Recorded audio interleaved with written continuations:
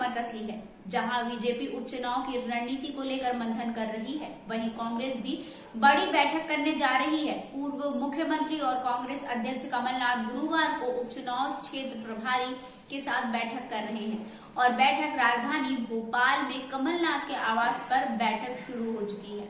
उससे पहले मीडिया से चर्चा करते हुए पूर्व मुख्यमंत्री कमलनाथ ने भारतीय जनता पार्टी पर बड़ा हमला बोलते हुए मुख्यमंत्री शिवराज सिंह चौहान से मुलाकात के सवाल पर पूर्व सीएम कमलनाथ ने कहा कि इस बात को छोड़िए और सुनिए कि हम आज आपके सामने एक पेन ड्राइव जारी करने जा रहे हैं, जिस पेन ड्राइव में किसानों की कर्ज माफी का पूरा डाटा है।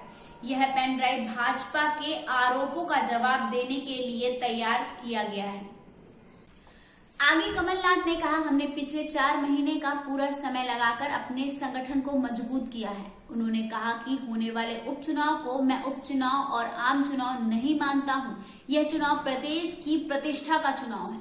उन्होंने कहा कि यह मेरा संदेश है कि मध्य प्रदेश के हर मतदाता से कि मध्य प्रदेश का चित्र आपके सामने है।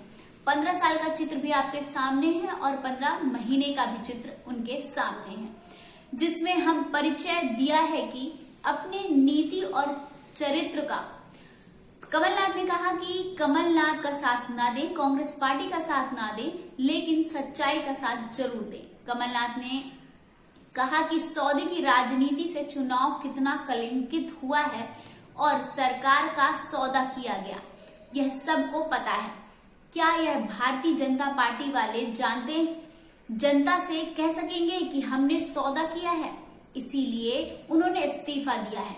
यह तो उन्हीं कह सकते ना कि उन्होंने सौदा किया है। अब कहेंगे कर्ज माफी नहीं हुआ।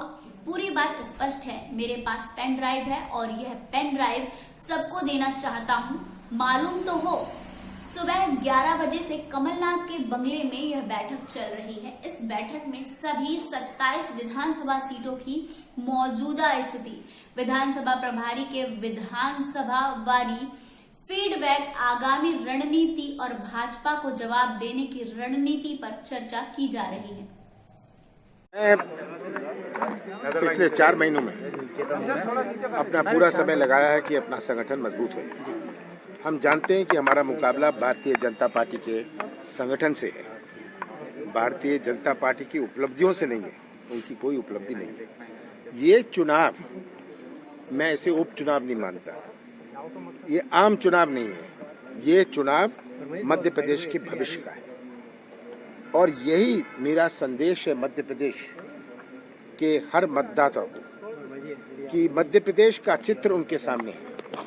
15 साल का चित्र उनके सामने है और हमारे 15 महीनों का चित्र, जिसमें से 2.5 महीने तो लोकसभा चुनाव और 1 महीने उथल पुथल में, 11.5 महीने में जो हमने परिचय दिया अपने नीति और नियत का, ये चित्र उन सबके सामने है।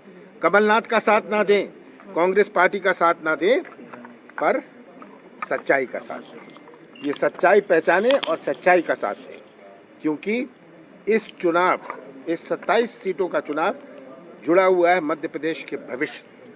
कितना कलंकित हुआ है ये सौदे की राजनीति से। ये बोली की बनी हुई सरकार, जो सौदा किया गया। ये सब कहते हैं हमारे काम नहीं हुए, कमलनाथ हमें मिले नहीं। क्या ये जनता को कहेंगे कि हमने सौदा कर लिया इसलिए उन्होंने इस्तीफा दिया?